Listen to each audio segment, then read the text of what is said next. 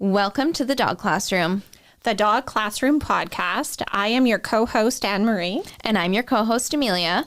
Like and subscribe on Spotify and YouTube in video format. And now into the episode. Here we go. Welcome back to the Dog Classroom podcast. And this week's episode is a highly requested one. We are going to talk about barking. So as a content warning, there's going to be clips of dogs barking in here. If your dogs are like mine and want to woof along, I know when I was getting all these clips. Well, you were playing them this afternoon, and the dogs thought there was dogs in the house, yeah. Actually, and I thought there were dogs in here while we were doing that. Yeah. So, just a heads up, that's going to be happening, and your dogs might notice. So maybe this is one that you put the AirPods in and you you listen on your own. But this is definitely one we have questions on barking every day. All the time. All the time. And it's never an easy answer. No, it's not an easy answer because it's the tone. And I find a lot of people don't pick up on the changes in tone. So we're going to play a little game in this podcast. Okay. And we're going to have Anne-Marie, and we're also going to have you guys at home, the listeners, guess what kind of bark that bark is. So I have the list. And I collected all the samples, so I know all the background that was going on in them. Okay. But we are going to start by playing a clip, and then we have a few examples of each kind. So we'll play the clips. You'll guess what it is. The people can actually watch the dogs doing the barking, like most of it, eh? No. Okay. No, we're just we're just going on sound. Yeah, we're not going off body language today. Okay. Which would be a whole other thing. But yeah, it would be. Okay. So why don't we play the examples of the first style if we can? Okay.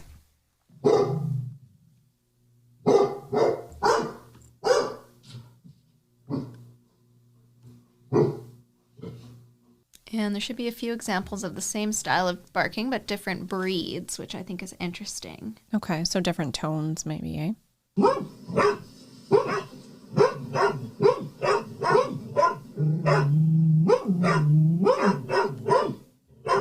So is that two dogs barking or is that just one? That's two. Okay.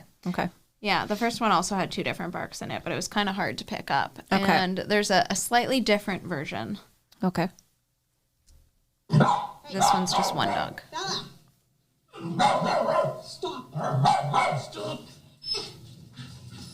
Come here. Okay, come here. Hey! It's a common response to this kind of barking. So why don't we take a second and say, what do you think those were examples of? Okay, so... And describe what you heard. Right, okay. And the listeners at home, think about it. Yeah. What do you think it was? So even though there were some different tones, I think, with each clip, but a lot of it was like short to the point, right? Like woof, woof, woof. With breathing in between. With breathing in between. Yes. Okay. With the breathing in between, like it wasn't long and drawn out. So I'm definitely going to say I think that's alarm barking. That is alarm barking. That is alarm barking. So give yourself a point if you guessed that one. Oh, we got some cheering. Yes. Okay, perfect. There's one more example that I want to play of what I called alarm woofs. Alarm woofs. Okay. Maybe we can play that.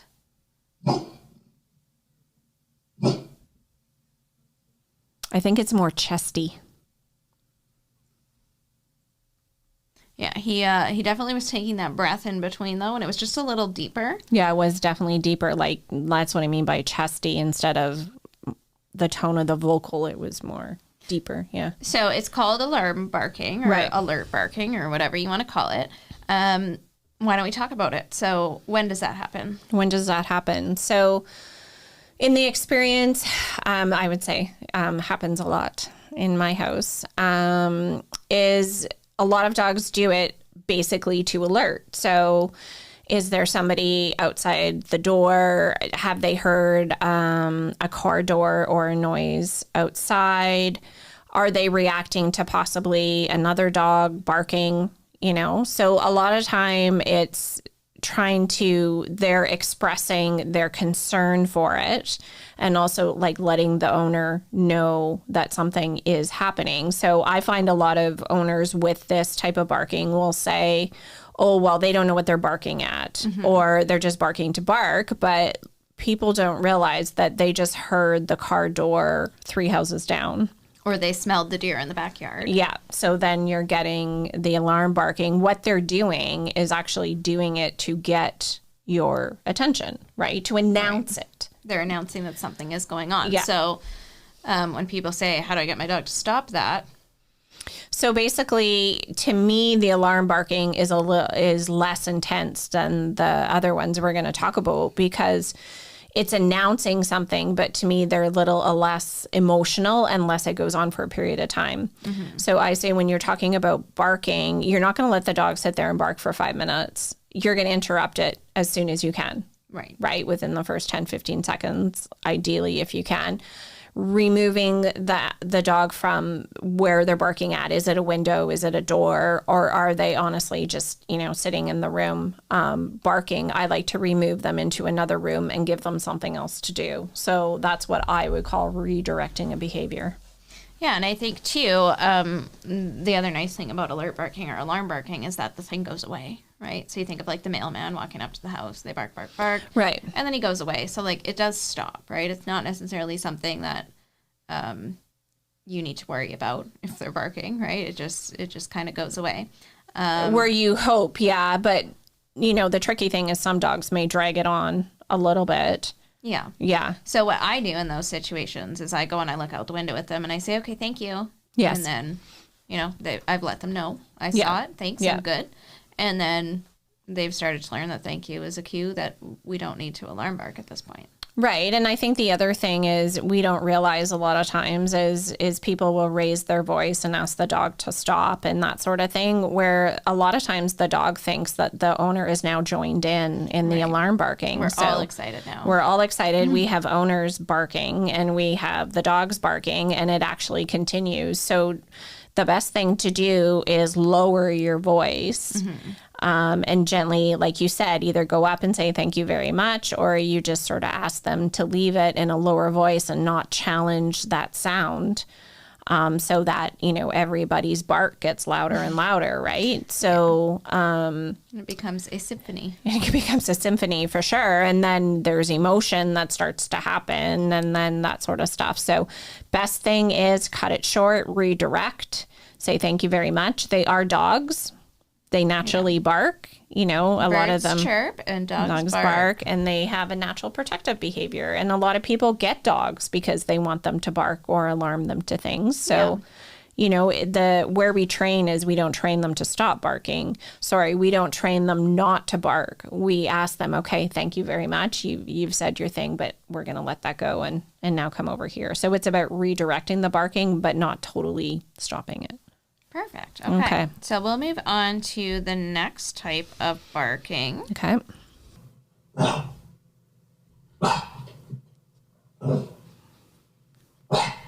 It sounds nasally. So 2 very different breeds. Yeah.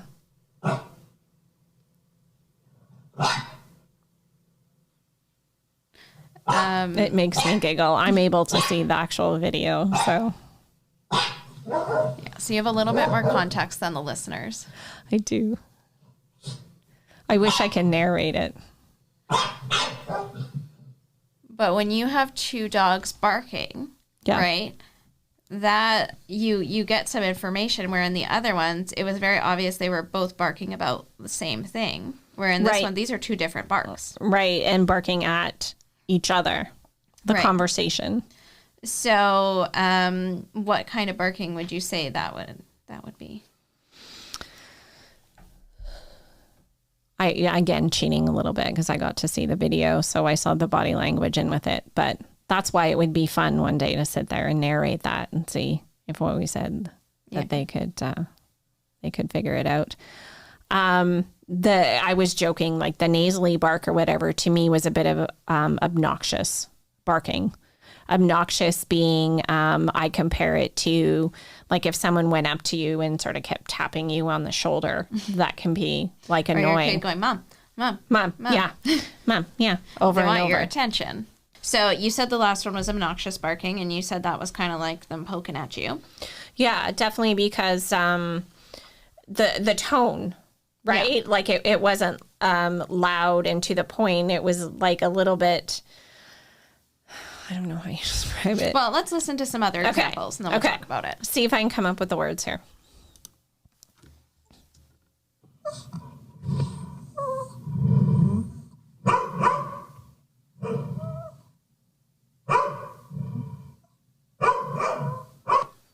So those are my dogs. Yes. And then I believe we have one more example of some obnoxious barking here. Okay.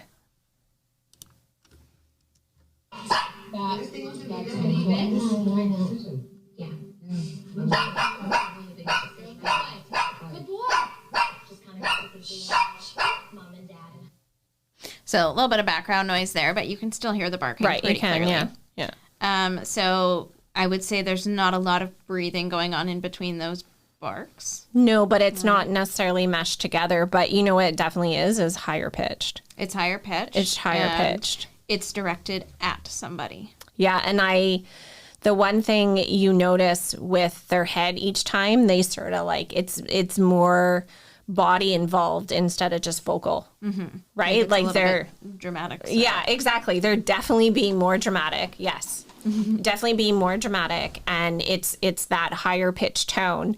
And a lot of times when they're doing this, it's hard not to laugh. Right. Yeah, I see people, or they have conversations. Yeah, they talk back to the dog, and then the dog talks back to them. Yes, and they get going that way. So that can be a little bit tricky with the obnoxious barking. What should we do about it? What should we do about it? I think once you sort of get to that point, it's about redirecting it. You have to be careful not to reward it. And that's why I sort of say it's hard not to laugh. But, you know, if you give them attention and smile and almost continue with it, you're actually encouraging the behavior, right? Yeah. Because they're going to continue. And then, like I said, usually at the beginning, and the owner's like, yeah, it's funny at the beginning. And then, you know, after how many days or minutes of it happening, they're like over it, right? Yeah. So to me, again, it's about redirecting it or looking at the possible reason why they're doing it. Like with some of them, I think it was attention seeking, right? And, you know, it's one thing to give attention and sort of reward the behavior, but it's another thing to change it totally. So it's about send them to Matt. Right. Right. Else to do. Give them something else to do. Yes, you're giving them attention, but you're saying, well, actually, you can have my attention if you go do this instead of, you know, do something else to get my attention rather than scream at me, yelling at me. Yeah, absolutely. So it's just about redirecting it. I find some dogs that are becoming, you know, are quite aroused or excited, start barking. So maybe it's time just to bring things down a little bit and just calm things down a little bit. So sometimes if you just slow movement or whatever you happen to be doing just helps them deaccelerate at that point. And then I also find when I hear this in class, a lot of the time, it's the dog wants to keep doing something. Yes. Right? It's almost like they're saying like, let's go, like, come on, let's do the thing. I want to keep working. So in that case, you can almost preempt it by saying, okay, I know that my dog is this way. And maybe I'm going to give them something to do. Maybe I'm going to bring a bully stick. Maybe I'm going to, you know, while the instructor's talking, I'm going to be doing sits and downs, leave it, stuff like that. Well, and a lot of times we ask owners to do that because, you know, you have the one dog barking at the owner in the room. We're trying to get the exercise, you know, trying to explain the exercise. This dog's barking. Everybody else is trying to listening. So, yeah, it's about redirecting them because I find some dogs just want to, like, keep working. They want to keep doing stuff. And it's funny, though, you show these videos and Alfie's not in that.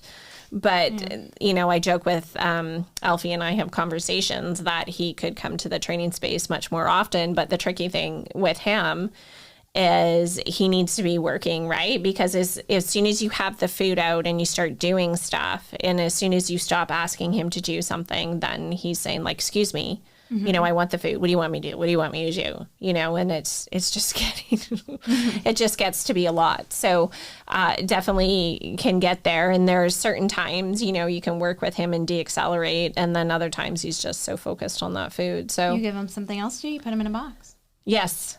Actually, I did train him to go in a box. Yes. And he doesn't bark in the box. Okay, so But, yeah. this, sorry. Okay, where are we going now? The next one that we have is less of a bark and more of a whine, Okay. but it's so a vocalization. Still vocal. Okay.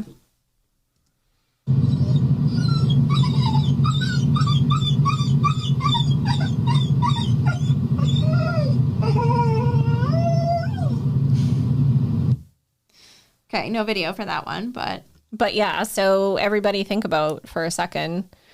You heard a little bit of the noise of the background, but in what circumstance would your dog possibly do the whining?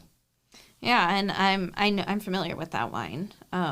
Whenever we turn toward your driveway, and that's actually what was happening in that video. Oh, or okay. not So video. you were just hitting play and you were okay. It wasn't me. It was a client. But, okay. Basically, when you turn onto Hazelwood Drive, where the dog classroom is you start to get this excited sort of whinnying almost. Yeah. And, well, I guess I just sort of ruined it for your guess, but it's excited vocalization, right? Yeah. And I think you can tell that by the sort of how frantic it is. Yeah. And again, like the high pitch, the continuous line. And I think a lot of people have issues with this because, you know, we try to encourage people to take the dog in the vehicle and always go to happy places and stuff. And then this is sort of what happens where they're super excited to go somewhere. And they're quite good at figuring out how many turns and stops that you do. The turns, he knows when we're doing a turn. Yeah. One thing that I did do with Holly when she was quite excitable like this in the car is take her in the car and go somewhere, like not bad, but somewhere boring. Like I would go to the corner store, I'd run in, I'd get something, and then I'd take them home. And it'd be like, okay, that really wasn't that exciting. Like we don't need to scream every time that we're in the car. Right. And just having, you know, because with her, it was like you couldn't give her a Kong, you couldn't give her anything. She just needed to stare out the window and be part of whatever was going on. Right. So that was my way to address it. Any suggestions from you on how people should address this kind of I think, again, it's about, I tell people that you can't be training while you're driving, right? Because it's just not safe. So whether you have the dog you have the dog preoccupied, right? But like you said, some of them have such value for that car ride and arousal that they're not able to eat or chew. So my suggestion is give them something to do in the car and actually try to go in and out of the car, like you said, like sort of boring, but go in the car, get them started on a Kong or a bully stick or something, and then drive. But yeah, a lot of times it can be a lot, but again, raising your voice or yelling at them just escalates everything because again, they think you're like woohooing along with them. So it's tricky. It's tricky for sure. Okay, so one question is, how would you tell if you hear that sort of whining and that excitement? If you can't see the dog, right? If you hear that coming from your neighbors or something, you might think the dog is in pain. Right, and it's tricky sometimes when you're not seeing the body language. Like you can definitely, for me, you can definitely figure out how the dog is feeling or the tone of the bark definitely by watching the body language as well. So they go hand in hand. But if you just have the barking, to me, the whining is really high pitched. It's low and it's not like dreary, I guess is what I'm trying to say as far as describing it. I think definitely when your dog's in pain, you're going to know. And I also find it's more of a sharp yelp too. Yeah. You're gonna definitely know. Yeah, and of course you would be, you know, with the body language, if you could see what was going on in the video, like you might, you know, have different thoughts based on that. But, right, yeah. So moving on, this next one I think is super interesting. Yes. And I'm really excited for you to hear it. Okay. So we can pull up the next video. That's the one.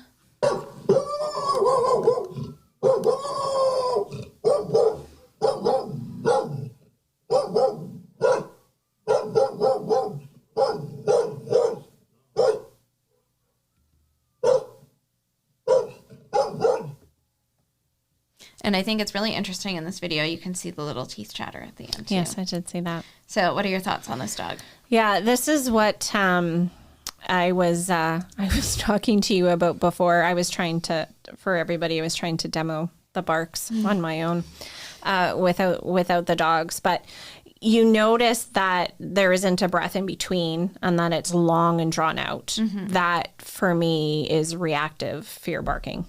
Right. Yeah. And I happen to know some background from that video because it's from a trainer friend of mine in the States, and he was working with a fear reactive dog. Yeah. So we know that about this dog. Okay. So we can pretty safely say, yes, that's some fear barking. As far as what you're going to do about it, I would probably say you're not going to go any closer to that dog. No, definitely not. And for those of you that saw the video, like the dog is moving in towards where we go with training is encourage the dog to create distance. And you noticed actually as soon as the dog did do that on their own, they stopped the barking. Yeah. And I definitely think that's when you get into fear reactivity, if you need help, like they can definitely contact you to work through some of that. That type of barking is concerning, especially when the dog does move forward, because depending upon like who they're barking at, you would hope that person isn't going to reach or move towards the dog. Yeah. You're hoping that person is not doing that. Yes. Okay. So for the next one, let's go there.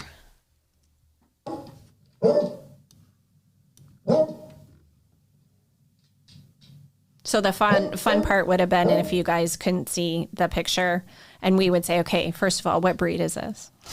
Yeah, well, I think we can tell from this one that it's a hound. I got a few hound examples, and they're super interesting. But what I also find interesting now that we can see the video is that this dog seems to be barking at nothing, right? Yes. So if you don't know the background of this video, which I do and you don't, right? What do you think is going on here? I would say it's some type of alarm barking. Okay. Yeah. So from the owner, this is what I was calling request barking. Okay. Because the owner was saying this is what he does when it's time for his walk.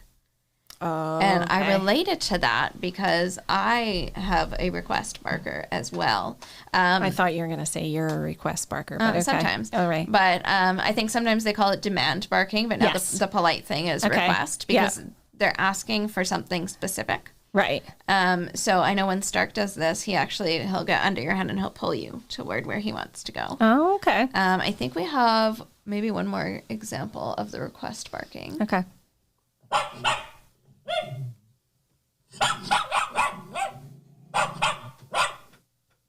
And so in this situation, he is looking at the person. Yeah. But she's giving attention to another dog. Yeah. Which you can see in the video. Yeah. So it's sort of like she's saying, like, hello, I would also like some attention. Yeah, like, excuse me, I'm over here. Exactly. Yeah. So and I think the dead giveaway, I think, in seeing the video with the request is the toss of the head.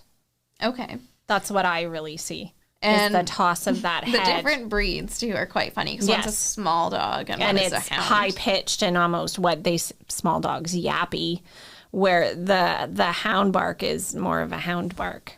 We have one more hound bark. Okay, we got one more hound bark. I think, and different breeds are more vocal, right? And hounds are absolutely vocal.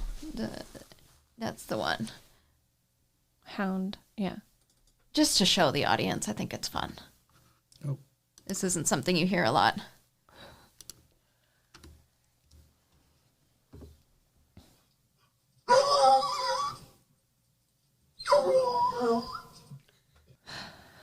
This is normal, everybody. This is Sweet Dakota. She is on the scent. She is hunting.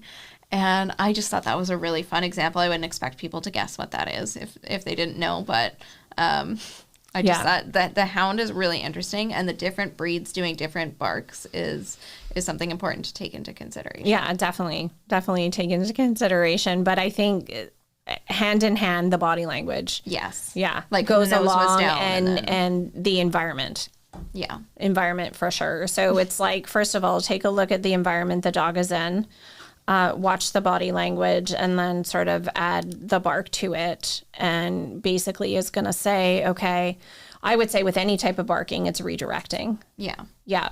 And I also want people to understand that It's natural for dogs to bark. It's an innate behavior. It's not something you train out of a dog. It's something you train a behavior to complement. We say you train a behavior to complement that one. So that would be a stop cue, or instead of barking, they may do a sit or go to mat or something. You're thinking an incompatible behavior. Yes, I am. Yeah. Okay. I have one more example I want to show, and then we'll talk about barking in general and summarize. Okay. Last one, and this one is also, I think, pretty common for your line of work. My line of work. Okay.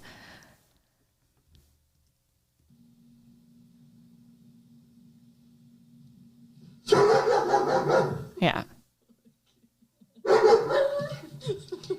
And you can hear the change there too, which is really interesting. Yeah. So what is this? Okay, you know what? Play it one more time. Can we play it one more time? Okay, watch him here. Very stiff, ears up, focused. Okay, then you get that reactive barking. And then you get the whine, and then the tone changes. So I think what happened there is at first the dog saw this person approaching, had a hat on. Oh my gosh. And then as he continued to get closer, and I think he actually talked there. Oh. Yeah. I saw his mouth move. So I think he was talking to the person in the house. The dog recognized the voice and is like, oh yeah, that's my dad. And went from And you got the little whine and the the reactive barking and the whine, and then notice how the body language, which was very stiff tense. and tense, just mushed away. Yeah. Yeah. And I think it's a good example, and I love the shepherd bark in particular. Yes. Because they're quite good at that territorial bark. Yeah. But you also hear that a lot from small breeds. Yes. Yeah. Right? And it's just sort of that that chirping that they do. Chirping. Yeah. So again, with this one, what are you going to do about it?